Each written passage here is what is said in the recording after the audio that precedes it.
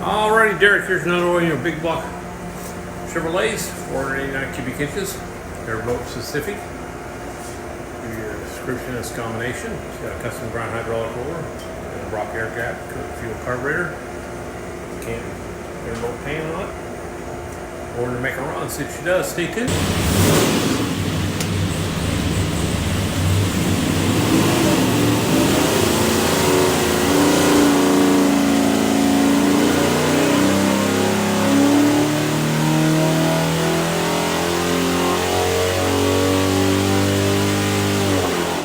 Okie doke, 3,300, 620 foot-pounds of torque.